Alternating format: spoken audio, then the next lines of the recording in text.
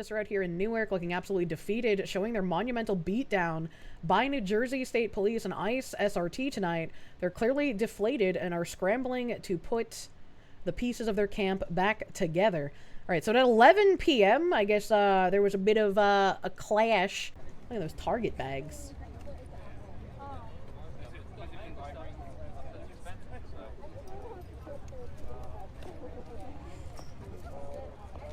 Didn't find shit on YouTube either. The looping stream and some fat guy with gameplay in the looping stream in the lower right-hand corner. I think we've all been debated. I am marginally upset.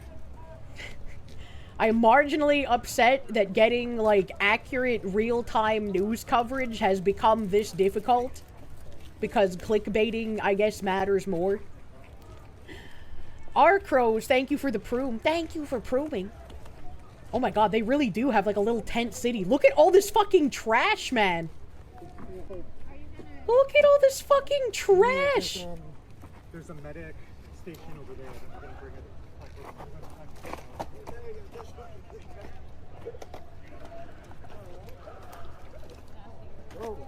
Oh, hell yeah. I mean, I guess at least they're in New Jersey, so it's kind of indistinguishable from the rest of the area. Everywhere they go, they just leave garbage. It sickens you.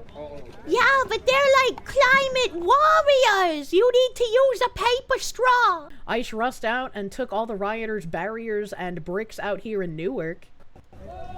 This was 3 hours ago. Step back to the barricade.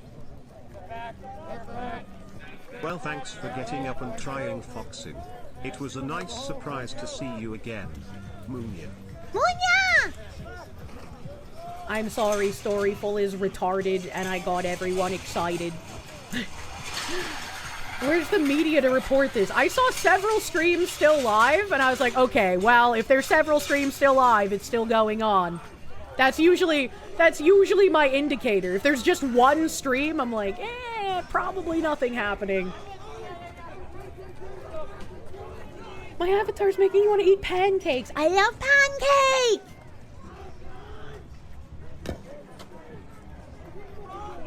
Binary Ghost, thank you. Call me Tent Cities, but the USSR fell. You're from 1997. What is going on? Is this happening in the US? Yes. This is happening in the US. We have a inordinate amount of communist infiltrators, unfortunately. We got to see we did get to see some stuff. It was exciting. Step back from the property line. Step back from the property line. Step back from the property line. Hehe. The lawful order. Step back from the property A lawful order. 3 hours ago, Antifa is now rebuilding barricades outside of ICE Newark. A total anarchy. 3 hours ago.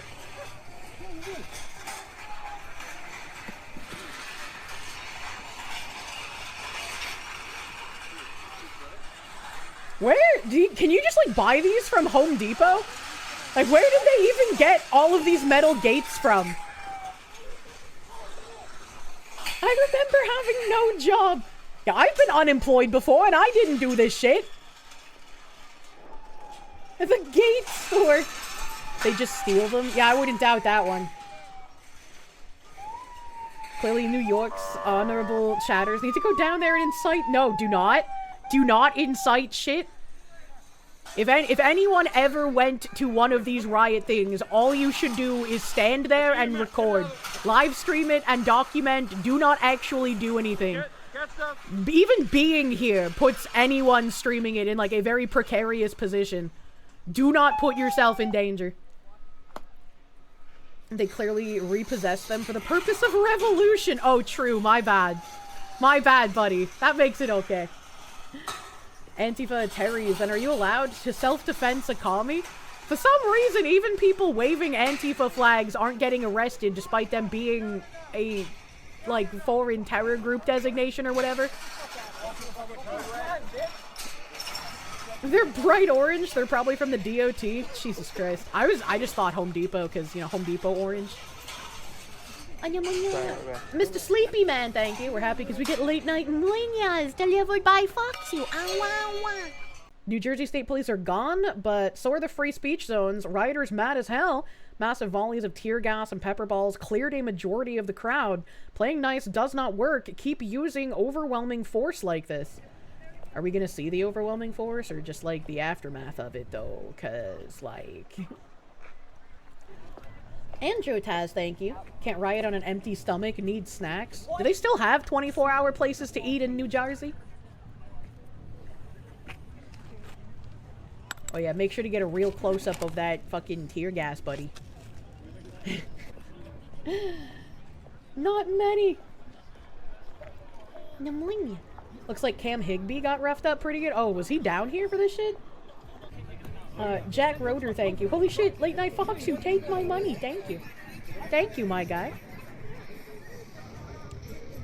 Jen Jacko, thank you. You're certain a certain Chinese billionaire bought them. Oh, no.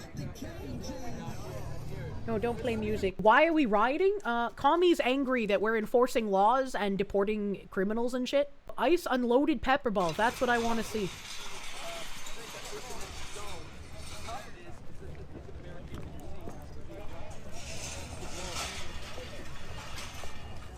Where's the unloading?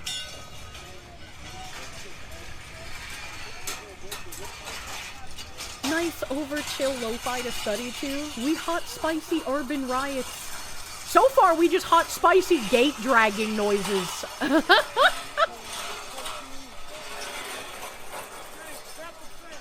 Oh.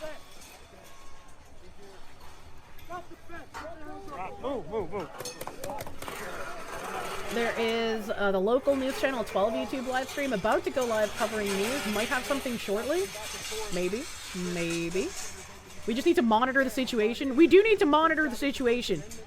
And I feel very resolute in my hatred of whatever the fuck Storyful is. Fuck those guys.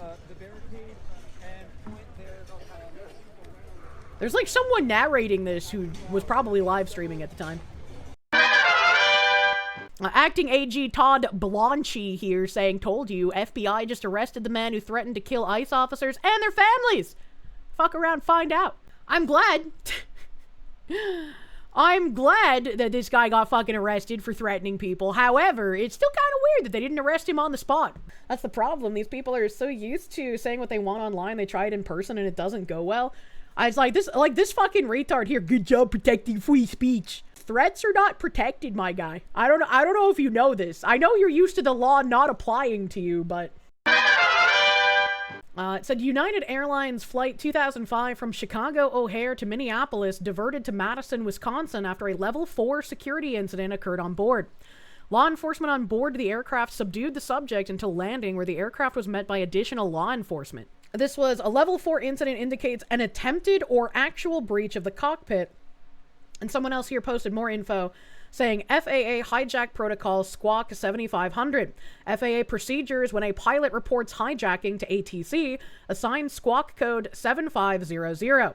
Notify supervisor immediately. ERAM shows HIJK, stars show HJ, and then some FAA lingo that I don't understand. And they posted this. FAA hijack protocol confirmed, squawk code 7500 explained. United Airlines flight squawked 7500 after an attempted cockpit breach, exactly as per official FAA procedures. According to the FAA, Order JO, a bunch of numbers, is the universal transponder signal for a hijacking or serious security incident. ATC must assign or verify it immediately. If the crew squawks it without further comms, the flight is treated as hijacked. No open mention of hijack on the radio unless the crew initiates. This is why the rapid diversion to Madison and law enforcement response happened so quickly.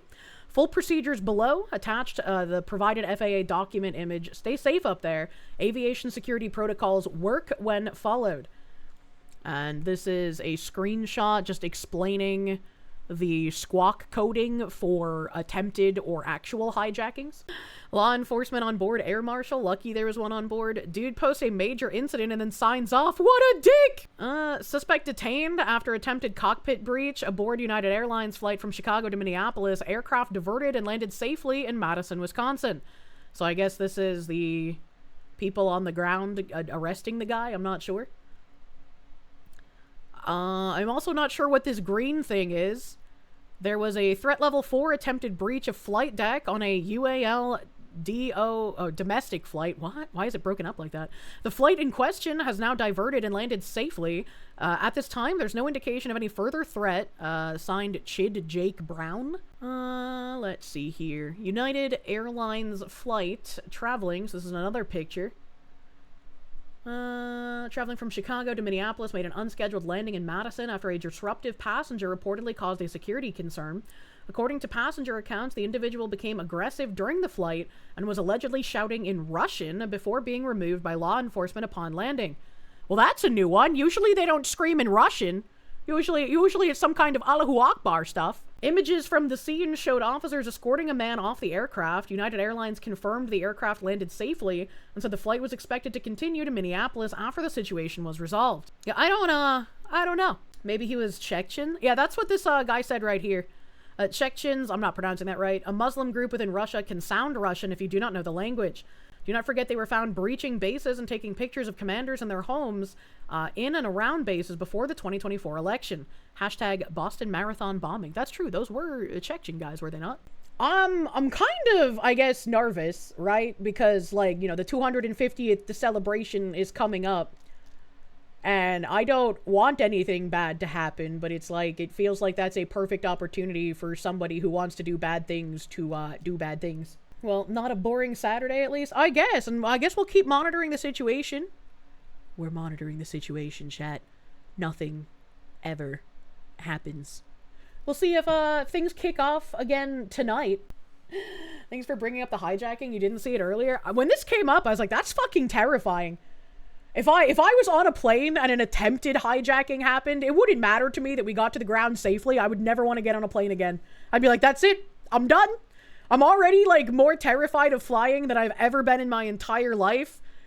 But an attempted hijacking would pretty much seal the deal. I'd be like, I'm just firmly on the ground forever now.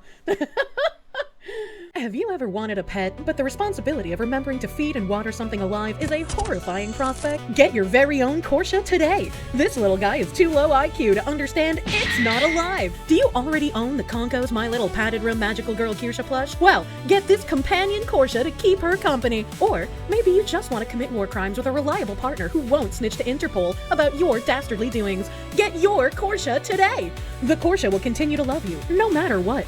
Except if you try to do it. Do not the Korsche. The Korsche is for loving, eating, and war crimes, not for doing. Buy a Korsche for your Korsche so that they don't get lonely inside your walls. Korsches are valuable employees of Korsche Mart, and if you find a Korsche reverted back to a Kirsche, please call 1-800-KORSCHE now to have her returned to her original residence. Korsches are also an endangered species due to severe retardation, overeating, and excessive use by world powers and military conflicts. Please know that owning a Korsche does not give you the right to do it. The feds are listening to your every move. If you or a loved one has been assaulted by a Korsche, contact authorities immediately, as you will not make it. You can buy your very own life-size Korsche or a Korsche for your Korsche starting May 8th at 3 p.m. EST through June 5th at 8 p.m. EST.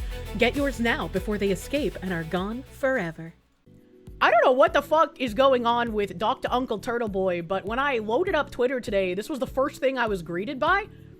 Tim Pool says, canceled. This morning, my lawyers received notice pertaining to Dr. Turtle Boy and risk of legal exposure if we host him. The notice is attached. Under advisement of counsel, we will not host him on IRL and must advise, do not follow him or read what he is saying. That seems like a weird thing to say, dear Timothy. Why would you add this last thing here? What? Who the hell is Turtle Boy? Are we talking about McConnell? No. Dr. Uncle Turtle Boy is most famously known, I guess, for the Karen Reed case in Boston. And we knew about him slightly before the Karen Reed stuff, like, took wind. Like, I think he was only on, like, part 13 or whatever about, like, looking into the Karen Reed stuff when we found him. But we've had him as an alert on the channel for a long time until I needed to turn off the majority of my alerts. He's the guy who said, Tuesday night's anal night. And he said that in a voicemail to some local city council woman or some shit. But I wanted to say, I heard you're into taking it into Popa, which is great. You know, Paula used to do that for me, but she's been slacking lately. She don't make me no chicken nuggets no more. Dinner's, supper's never ready. So I'm looking for a replacement. I do need someone with a car. I mean, do you have a car? Hopefully you have a car. But, you know, the requirements for coming up here, like I said, Tuesday nights, anal night. It's just what we do, okay? But I wanted to say... It's just what we do. Yeah, no, don't worry about it. I can't believe that this was a fucking voicemail to a councilwoman. Like, that's crazy. Who does that? Because said city councilwoman had anal sex in front of her disabled son while he was in the room and couldn't leave because he's disabled in a wheelchair. And then the guy that analed her took a picture of him and her after the anal with the son visible in the picture and said that she let him put it in the poopa. And I was like, that's... what the fuck is even happening? So TLDR, that's who Dr. Uncle Turtle Boy is. You thought that was just chat saying it randomly. No, that was Dr. Uncle Turtle Boy saying it in a voicemail to that politician lady. So Tim Pool saying, don't follow Dr. Uncle Turtle Boy or read what he's saying. And he got this legal letter that says, we write on behalf of our clients, Jennifer McCabe, Brian Albert, Colin Albert, and Brian Higgins, collectively the clients who are plaintiffs in a lawsuit currently pending in Plymouth County Superior Court in the Commonwealth of Massachusetts, captioned McCabe et al. Versus Reed et al. The action. We understand that you have scheduled Aiden Kearney, also known as Turtle Boy, as a guest on Timcast IRL on or about May 29th, 2026. We write to bring to your attention information we believe is material to that decision and to the legal exposure you and Timcast Media Group may face as a result. You are, of course, free to host guests of your choosing. Our purpose is straightforward: to ensure that you and your counsel are fully informed of the facts before tomorrow's broadcast. The pending action. On April 16th, 2026, our clients filed a 14-count civil action against Aiden Kearney and Karen Reed, alleging defamation, civil conspiracy, and intentional infliction of emotional distress, among other claims. The complaint, a copy of which we enclose herewith, documents in extensive and specific detail a multi-year campaign by Kearney carried out through his Turtle Boy media platform and in concert with Miss Reed to falsely accuse our clients of murdering Boston police officer John O'Keefe and of engineering a fraudulent criminal prosecution against Miss Reed. What? You're free to doozy, please, but we will fuck you up as if you do. It's weird. I don't remember like what happened at the end of the Karen Reed case, but it seems very weird that they're trying to, I guess, sue over it. I don't know what's happening. Our clients are private individuals. Jennifer McCabe, Brian Albert, Colin Albert, and Brian Higgins testified truthfully, repeatedly, and at significant personal cost during the Commonwealth's criminal prosecution of Miss Reed. As the complaint documents, Kearney's response to that testimony was not debate or legitimate criticism, but a sustained campaign of targeted defamation. He falsely and repeatedly accused these individuals of murder, obstruction of justice, evidence planting, and perjury. Allegations that are false and that he promoted for the express purpose of financial gain from a dedicated audience he cultivated around the Karen Reed case. Kearney's conduct was not solely defamatory, it was also criminal. He has been indicted on a series of witness intimidation charges arising from his mistreatment of our clients. Correct me if I'm wrong, because again, I don't know what's happening with him at this moment, but didn't those charges get dropped? Because I remember him being at a courthouse like multiple times for that kind of thing. Reed ended with not guilty to the killing, guilty of DUI. Those charges are pending. Indeed, although Kearney spread hatred and lies from his online platforms, he invoked his Fifth Amendment privilege against self-incrimination when he was identified as a witness in the second trial of Karen Reed. Kearney's statements about our clients are not matters of opinion or protected expression. They are factual accusations of serious crime, made without basis and causing ongoing and measurable harm to our clients' reputation, employment, family life, and safety. 2. Kearney's known and documented pattern of conduct. We want to be direct with you about what Kearney has done and what he is likely to do on your platform. For years, through his blog, YouTube channel, and podcast appearances, Kearney has accused Jennifer McCabe, Brian Albert, Colin Albert, and Brian Higgins of being murderers. He has published their home addresses, identified their family members, tormented their children, and encouraged his followers to confront and harass them. He has done so while monetizing that audience through paid subscriptions, merchandise, and platform advertising revenue, building a business model that depends on the perpetuation of false accusations against private citizens. Damn, that sounds like if he had actually done that, he might have gotten arrested. I don't know, that seems very illegal if he had done that, right? We have every reason to believe that Kearney's purpose in appearing on your program is not to engage in good faith discussion about the legal proceedings or his own conduct, but to use your substantial audience, which dwarfs his own, to republish the same defamatory statements that form the core of the pending action, while reaching a new pool of viewers and generating new revenue. Indeed, as recently as this week, Kearney has continued his defamation campaign by publicly and falsely describing our clients as cop killers and bragging that he had exposed who the fuck they are and what they did. Based on his documented conduct, any such appearance on your show presents a concrete risk that specific, false, and legally actionable statements about our clients will be broadcast on your platform. 3. Your platform's potential legal exposure. We draw your attention to the well-established principle that a broadcaster or publisher who permits a third party to defame another with knowledge of or reason to know of the defamatory character of the statements may itself be liable for the harm caused. This principle applies with particular force where, as here, the host has advance notice of a guest's established pattern of defamatory conduct. What the fuck? The Restatement Second of Torts 578 provides that one who repeats or otherwise republishes defamatory matter is subject to liability as if he had originally published it. You know, this might be a load of bullshit, but this is actually very interesting for me, someone who has had libelous shit printed about me that gets posted ad nauseum. That's interesting. Critically, 581.2 further provides that one who broadcasts defamatory matter by means of radio or television is subject to the same liability as any other publisher. Courts applying these principles have consistently held that a platform's liability does not turn on whether it generated the defamatory statement, but whether it broadcast or published that statement to a third-party audience with the requisite knowledge or fault. See Restatement Second of Torts 558, 578, 581. I guess American Law Institute, 1965. Tim got this legal letter and his beanie shrunk into his hoodie. We acknowledge that platforms hosting live or real-time programming have invoked certain defenses in this area of law, but those defenses are grounded in the absence of advance notice and the impossibility of meaningful editorial review. Neither consideration applies here. You have now received written notice in specific and documented terms that Mr. Kearney has a years-long pattern of making false and defamatory statements about identifiable private individuals, that those statements are subject of active civil litigation, and that his apparent purpose in seeking your platform is to republish those statements to a wider audience. That notice is this letter. Okay, but first of all, what do you mean that his apparent purpose in seeking your platform is to republish those statements to a wider audience? Like, yeah, it's a claim to fame because he was involved in it for years, so he's probably going to mention it. That's like a safe assumption, right?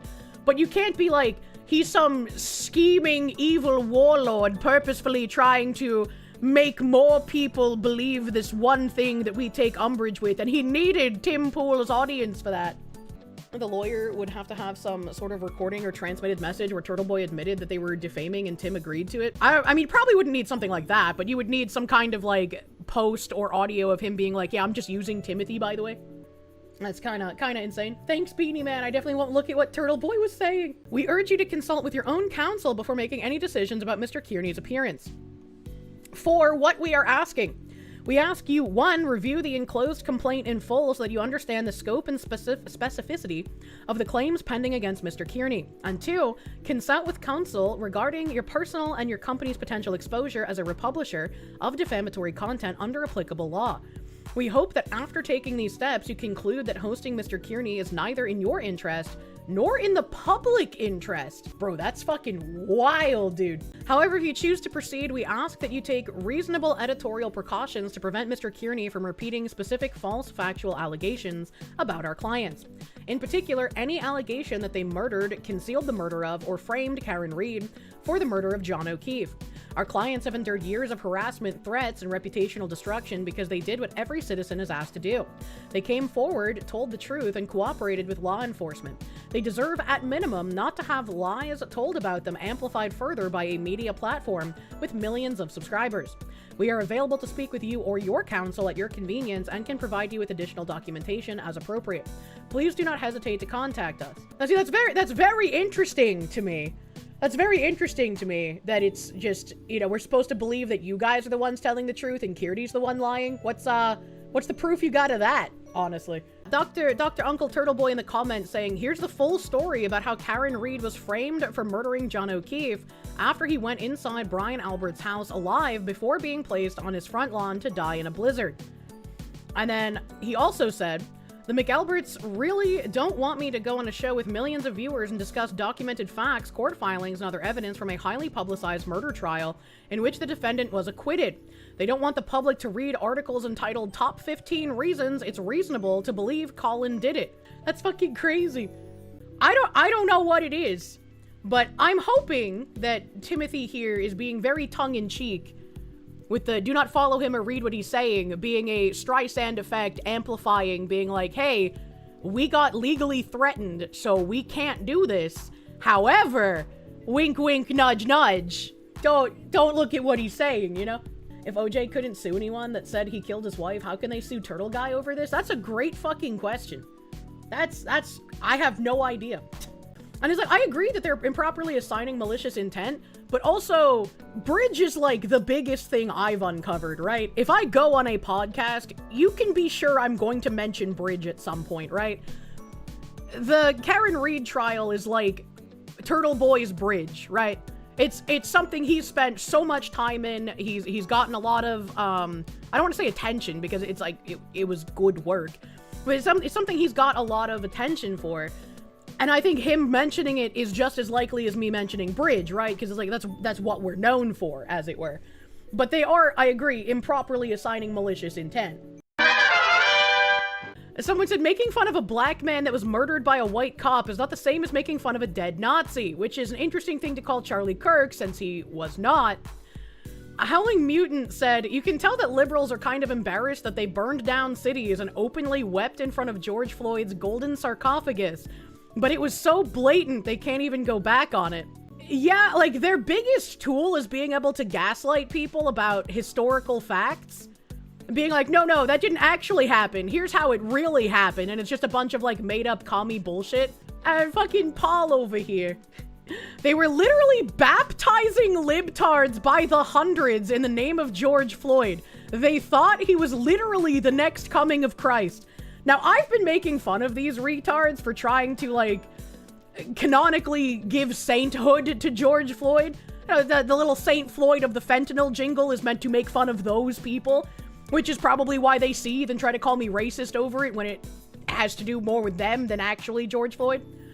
I had no fucking idea they were literally baptizing people in the name of Saint Floyd of the fentanyl. I don't remember this at fucking all. They were claiming Floyd's spirit was causing divine miracles. It was basically the most insane thing to ever happen in the digital age, and they just want to forget about it. And this is why I fucking love when people, like, repost things that happened in the past, as long as it mentions that it was in the past, right? Don't give me, like, the little breaking sirens, all right? Because it didn't happen now. It happened 5 fucking years ago. But this is why I love when people post this shit, because it's like, even I didn't know this happened. Even I didn't know about this. And I feel like I'm pretty on the up and up of happenings. That's fucking crazy, dude. Did I forget? Did I just not see it at all? I don't fucking know. But I'm glad this is here, because what the fuck? Saint Floyd of the fentanyl was more realistic than I ever could have foresaw. And he posted some screenshots here that said baptisms and miracles taking place in revival at site where George Floyd died, Christian groups say. A number of Christian groups that have been holding revival services at the site where George Floyd died in Minneapolis say they're seeing many people turn to God in baptisms and miracles are happening. Tonight, God's moving. There's a lot of people that gave their lives to the Lord again. We were baptizing people right here at the memorial. God's on the move. It's wonderful, said Joshua Lindquist, a young Christian leader with the Global Revival Harvest, who's been broadcasting the Unity Revival on his Facebook page since it started on Wednesday. I would wager these are not real Christians. These are the ones LARPing, trying to make all Christians look like weak, sad candy asses. And unfortunately, for the majority of people, these are the Christians that frequently get put in the news. And then there's another image here of, like, more baptisms for Saint Floyd. And then there's a little video.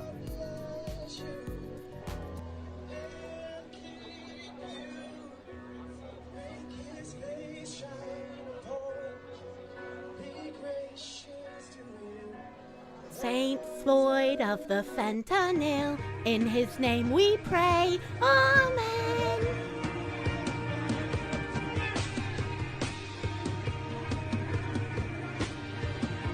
You know what's crazy? What's crazy is how many white people are here. You remember after Renee Good tried to kill that ICE officer and then he shot her in defense? Remember that? And how, like, when they had vigils for Renee Good, they were just like, nah, she's still a white woman. but we can celebrate her for being a race traitor. And it's like, hold on, what the fuck are you talking? Seeing people on the left who have so often, like, tried to call everyone who disagrees with them, like, a Nazi or a white supremacist, seeing them call people race traitors is hilarious. Because it's like, you literally have unmasked yourself as everything you try to claim your others are. It's been like a week and you see nothing but the Dion prom kid, but half a decade goes by and this is the first you've ever heard of Floyd baptisms. What the actual fuck is happening? Yeah, I don't remember this. Like, this is crazy.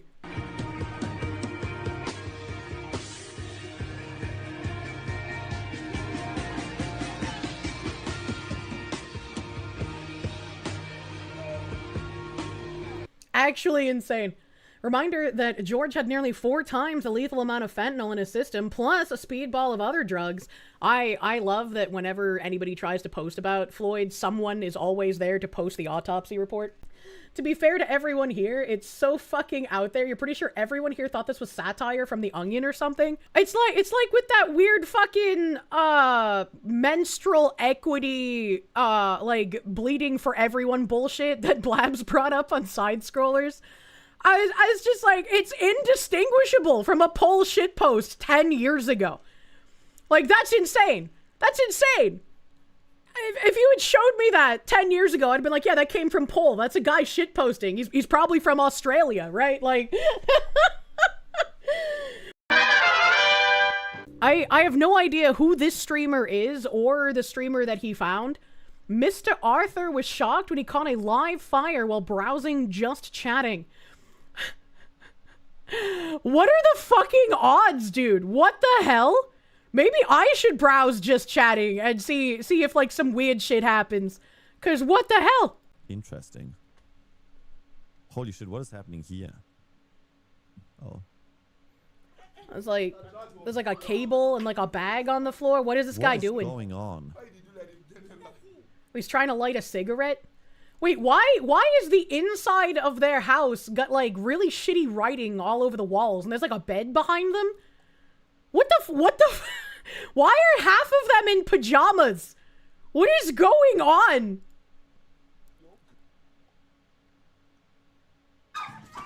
What? What was that cut? As this guy lighting a cigarette, he pauses it for some reason, hits play, and then there's suddenly a fire?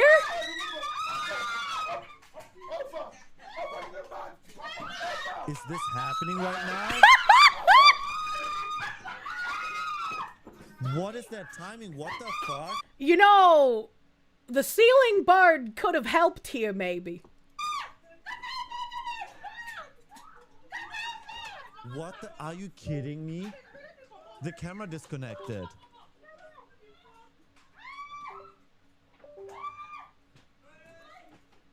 What the fuck? How did it get so bad so fast? What the fuck? What the fuck? Is this like the current season of Fish Tank? What am I watching? What is their budget even now? I genuinely cannot tell if this was like a streamer setup, kind of like we did this on purpose. Especially because the guy watching who gets confused, like, paused it. And then by the time he unpaused it, they were already freaking out about the file. Like, it was like a second even. How did it? What the fuck? I don't understand.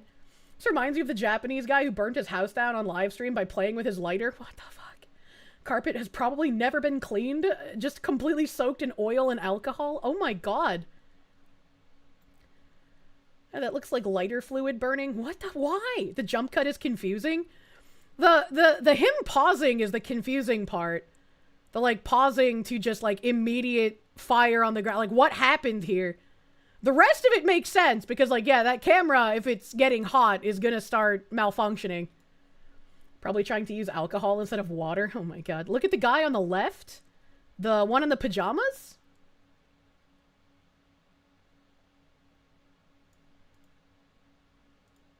I'm gonna hit play. The wife beater guy or the pajamas? No, the white guy? Okay. I'm watching wife beater man. He tries stomping on it. Is this happening right now? From behind, he kind of looks like that actress that has alopecia and a very unhealthy relationship with Ariana Grande. Did you guys see it? He kind of looks like her. Is this happening right now? What is that timing? What the fuck? What the? Are you kidding me? The camera disconnected.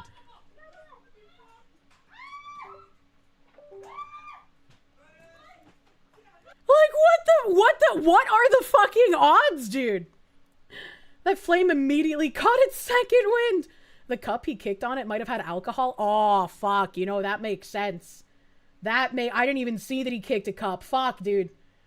Why is there always a screaming female? Did a tragedy even happen if there isn't a belligerent female screaming at the same time?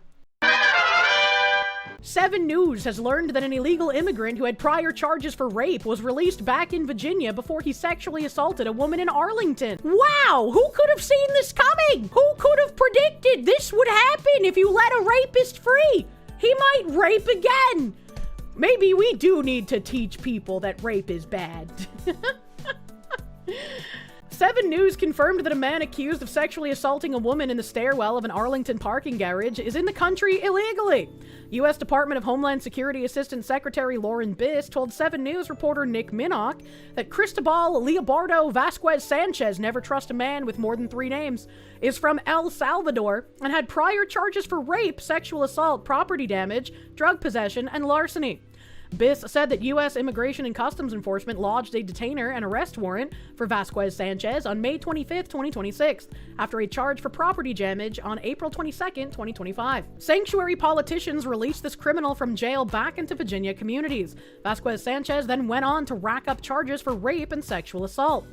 Earlier this month, the Arlington County Police Department arrested 25-year-old Vasquez Sanchez and charged him with sexual battery and attempted object sexual penetration. That's scary, because, like, he wasn't even trying to use his dick. What was he going to use as an object? That's horrifying. The judges that allow these criminals to go should be forced to house them. That would fix things real quick. Yes, I agree. How about sentencing some of these violent criminals to house arrest with the judge that lets them off? A woman told investigators she was inside the stairwell of a residential garage in the 5500 block of Columbia Pike when she came across Vasquez Sanchez.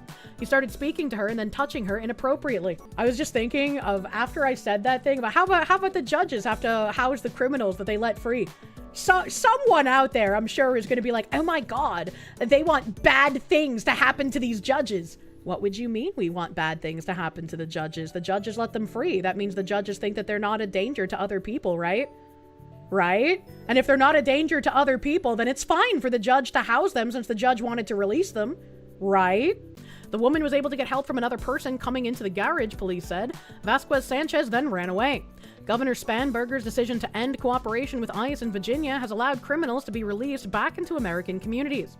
When politicians bar local law enforcement from working with DHS, our law enforcement officers need to have a more visible presence so that we can find and apprehend the criminals let out of jail and back into the communities.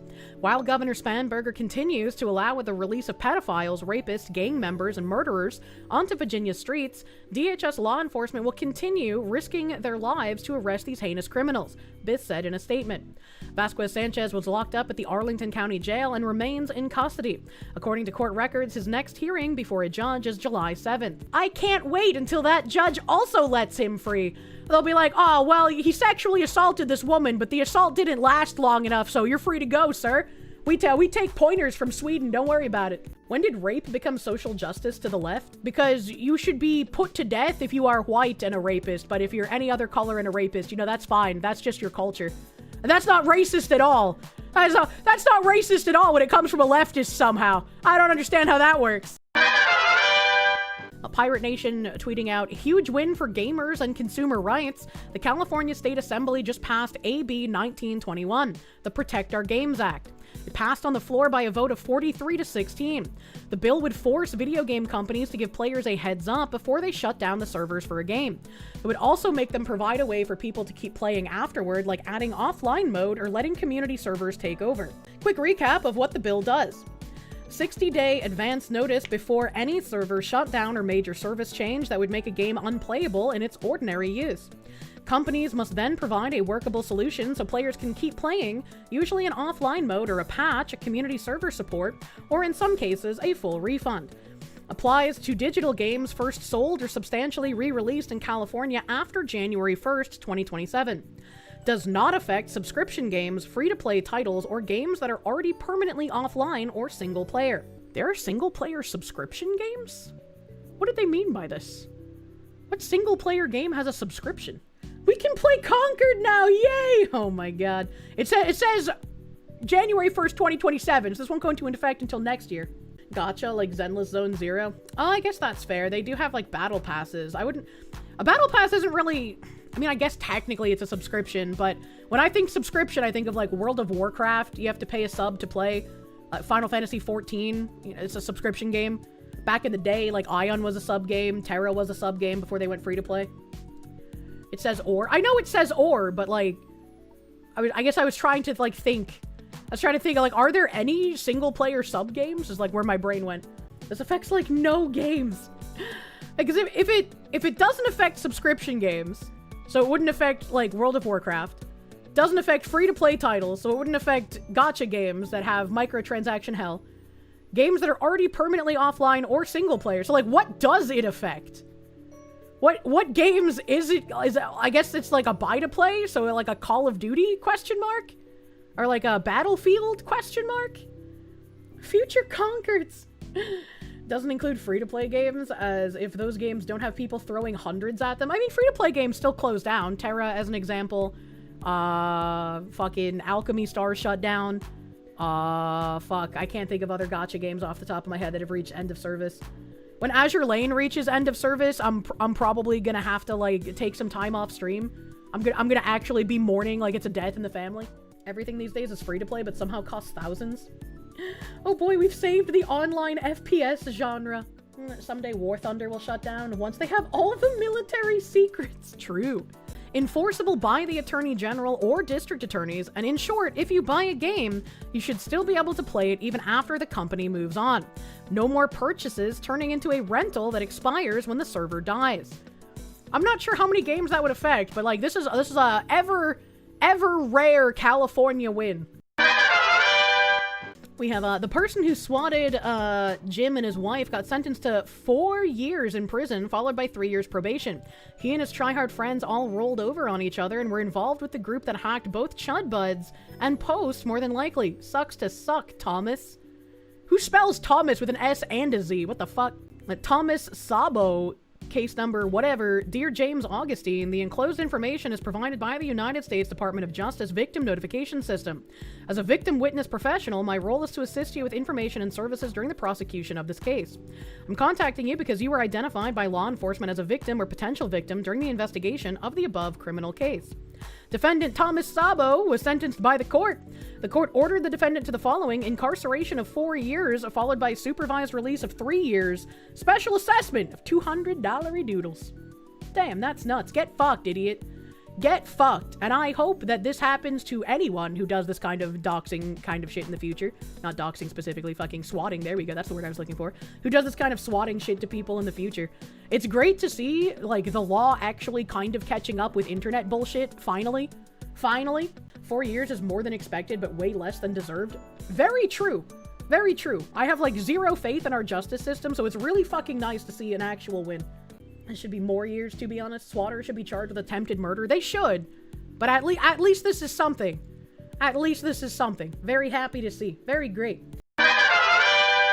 A queer prom for children is being held at Medford Public Library in Massachusetts. Kids are being encouraged to dress up in gender-affirming ways.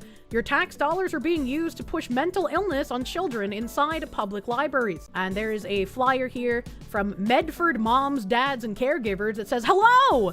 Pride Month is almost here, and I'm so excited to share that the Medford Library is holding our first ever queer prom for teens in middle and high school on Friday, June 12th from 6 to 8:30 p.m. An after-hours library event. Ooh. An after-hours library event queer prom for teens. like, red flags are popping up like fucking guerrilla fighters in the Vietnam jungle. What are we doing here? There will be food, music, pride swag, a quiet and sensory-friendly space, and more. Dressing up in fun and gender-affirming ways is welcome, but not required. Registration is required. Sign up here. Queer prom for teens in grades 6 through 12. Why are you having a prom with 6th graders and 12th graders there at the same time? That's a bit of an age leap, man. That's kind of, I don't. It's an after-hours pride party. We'll have music, dancing, snacks, and some pride-themed crafts. No one is required to disclose any aspect of their identity in order to attend. You know what's an aspect of your identity? Your age. Note to caregivers, we want to do our best to provide your child with the best accommodations possible to make their experience at this pride event both fun and rewarding. Any additional information you can provide to help us support your child would be very helpful. It's a sin party for children! I'm having like PTSD flashbacks to like that one child quote-unquote drag queen. I think it was like Desmond Was Amazing or something, and he would like go to gay clubs and do stripping routines while they threw bills at him. And it's like, how did that happen? How is that like an event I can talk about? Like, yeah, that happened. That's not like some weird machination of the Onion that we used to make fun of people. That was actually real. Any additional information you can provide to help us support your child would be very helpful. Yeah, don't have this event. That's how you can support my child. Get the fuck out. What are you doing? Attendance policy. Please note, when someone does not show up for a program they are registered for, they are taking away an opportunity for another member of the community. Patrons who are registered for an event they cannot attend are asked to cancel their registration at least 24 hours in advance. Failure to show up for programs 2 times without notice will be grounds for being waitlisted for 90 days. Patrons who arrive 10 minutes or more after the program start time will be considered no-shows. They may be denied access after that time, and their spot may be given away to people on the waiting list. Prom is chaperoned by teachers who have passed background checks. Will this have background checks? Somehow I doubt it. None of that happened to Kirsche. Next you'll say people were getting baptized in the name of George Floyd. I'm so sick of the gaslighting. Why are they like this? I hate communists. Saying you can fill the register. You have a bot farm for work? Their attendance policy would kind of preclude doing that unless people just made up fake personas and used like fake Gmail accounts. And then it's like, who cares? Who cares if like you failed to show up for 2 times? You're not even real, bro.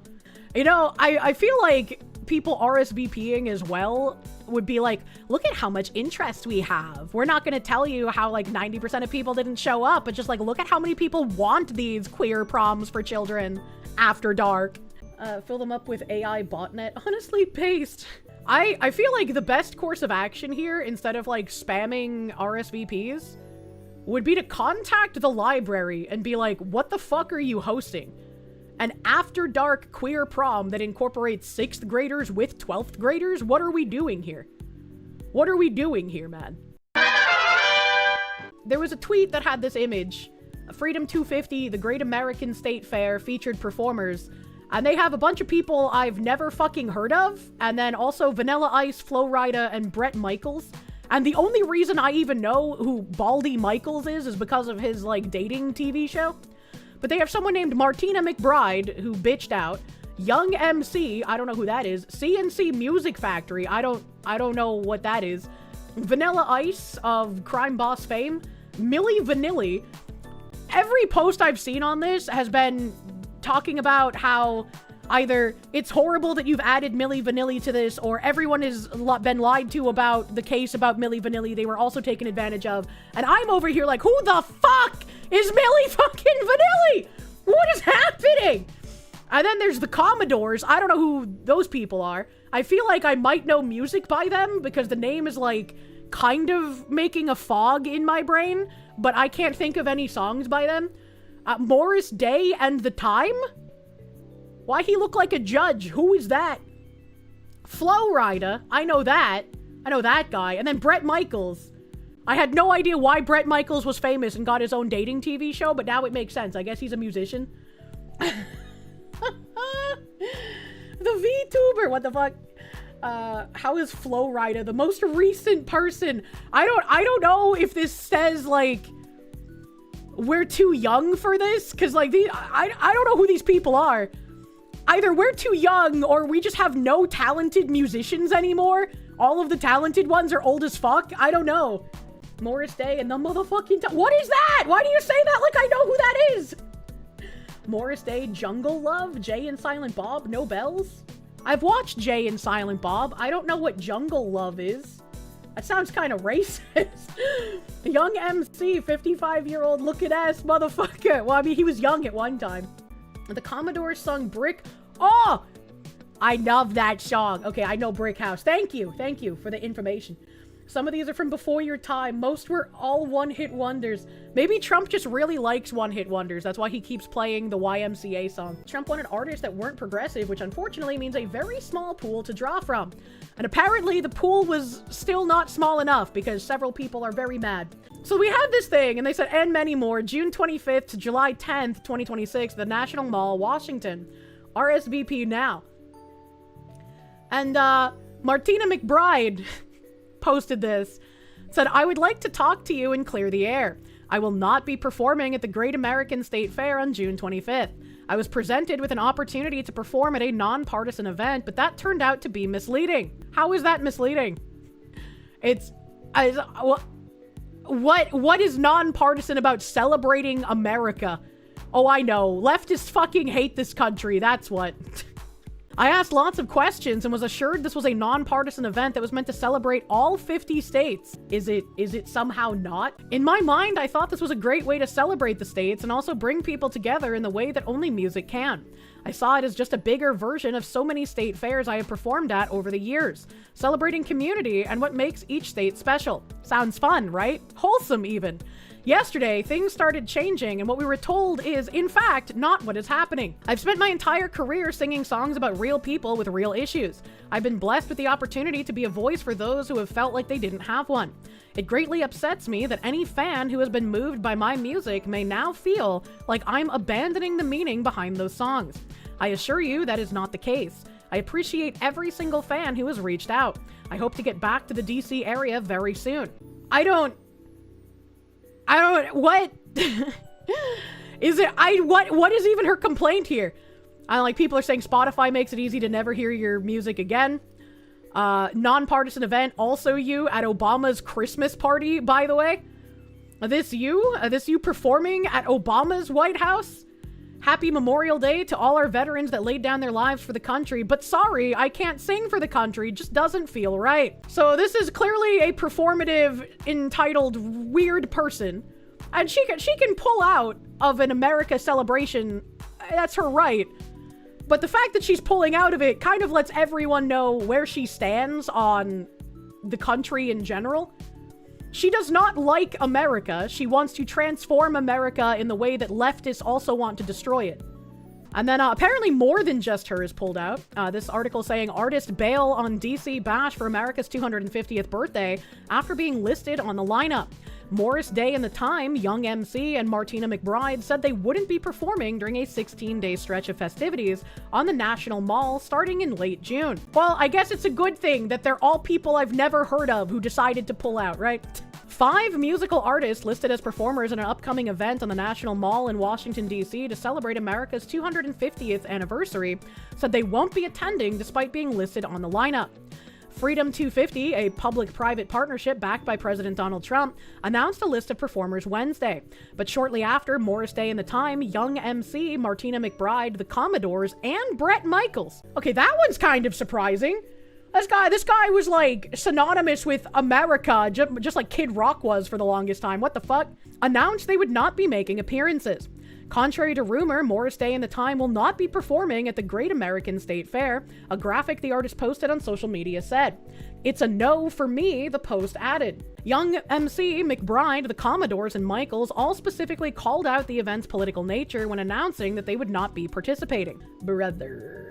Your opinions are reprehensible politics. Mine are just being a heckin' wholesome chungus. Yeah, pretty much. Name a better duo than artists and refusing to work. I don't think I can, actually. Contrary to rumor, they agreed to participate and then broke contract after the announcement were released. Arrest them? What a weird way to be virtue signaling, right? Like, accept an invitation to play, and then instead of actually going, you use that as a way to, like, fucking torch the current administration and show to everyone that you actually don't care about the country. What an interesting thing. The artists were never told about any political involvement with the event, Young MC wrote in a social media post on Wednesday. The 250th birthday of America being supported by America's current sitting president is not political involvement. What the fuck are we talking about? Like, I haven't seen anything that says there's going to be any kind of, like, political, like, performances or anything. Like, they're not trotting out, like, ICE agents and cabaret dresses to, like, do the can-can. What are we talking about? I hope to perform in DC in the near future at an event that is not so politically charged, the rapper added. It's not politically charged to support America as an American and celebrate the 250th birthday of the country. What are we fucking doing? This is how you know that there is a fracture that is completely irreparable. Where these people are virtue signaling about, I can't perform at an event to celebrate the country because the country's president is paying for it. That's bad. That's politically charged. McBride said in her post Thursday that she would not perform at the event, writing that she was presented with an opportunity to perform at a non-partisan event, but that turned out to be misleading. And, like, I think what even, like, gets me more so about these people is, like, they're celebrities. They're, for the most part, like, filthy fucking rich. These are not the same people who are in danger of losing their entire fucking lives for refusing to get a COVID jab. Like, what the fuck is happening, man?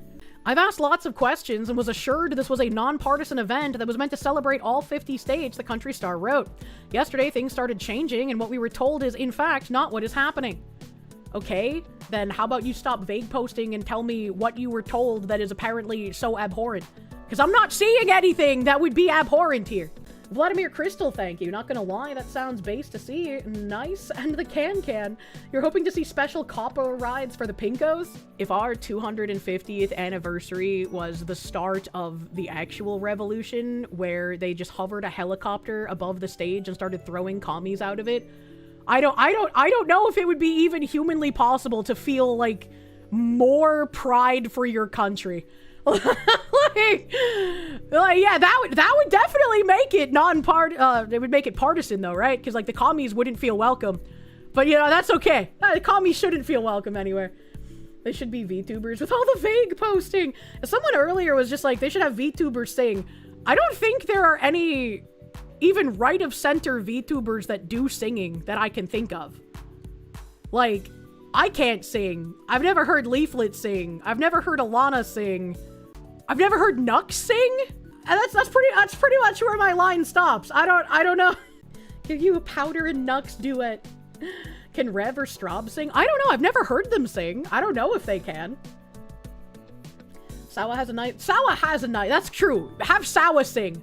Have Sawa sing. Holy shit, her singing voice is nuts. She got that nice, like, smoky tenor that makes you feel like you're being choked out by cigar smoke in a nice backroom lounge, like a sexy lady in a long, floor-length, tight-fitting dress. Oh, she's so good.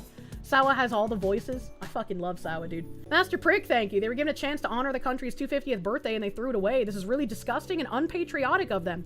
It is, especially when it's the country that allowed them to amass so much wealth, right? The Commodores wrote in a post on X Thursday that our music has always been our voice and we choose not to publicly affiliate with any single political party. We support the betterment of all Americans. Yeah, I just don't think you do if you're refusing to celebrate the 250th birthday of America just because Trump is funding it. That is the betterment of all Americans. Are you just saying this as a coy way to say that you support illegals being here and you think of them as just as American as you and I? Because in which case, get the fuck out, you commie piece of shit. Michaels said in a social media post on Friday that what he thought was going to be an event to honor military service members, veterans, first responders, teachers? How fucking dare you put teachers in the same fucking sentence as service members and first responders? The fuck is wrong with you? I can't think of anything more lowly than a teacher in current year, because the majority of them are all communist fucks, dude. Like, holy shit. Teachers are worthless. Yeah, that was jarring. And other working Americans had evolved into something much more divisive than I agreed to be a part of. The Poison frontman also said the safety of his fans, band, crew, and family had entered into his decision, referring to threats that he called completely unfounded and unforgivable. Like, yeah, I can agree with this part. I can agree with that, but he shouldn't be getting any kind of fucking threats for participating in a musical thing. What the fuck? What the hell, dude? Reached for comment, Freedom 250 spokesperson Rachel Reisner said that the group is a nonpartisan nonprofit, dedicating to uniting Americans around the nation's 250th anniversary. Freedom 250 is focused on our signature celebration and events that honor our history and engage all Americans, welcoming all who share our goal of commemorating this milestone in a way that uplifts and unites America. Reisner added. NBC News has reached out to other artists listed on the lineup for comment. The artist post came shortly after Freedom 250 announced the first wave of participants, including hip-hop acts Vanilla Ice and Flo Rida, funk and soul group The Commodores, dance pop act CNC Music Factory, and Bret Michaels, the frontman for the glam metal band Poison. TQ Management Agency, which represents Vanilla Ice, told NBC News in a statement Thursday that the artist is contracted and will perform at the Great American Fair at the National Mall on Friday, June 26th. He is proud to help celebrate America's 250th anniversary. This is why we fucking love Vanilla Ice, man. He can make all the cringe music he wants, and we will continue to love him. Yeah, based Vanilla Ice, man.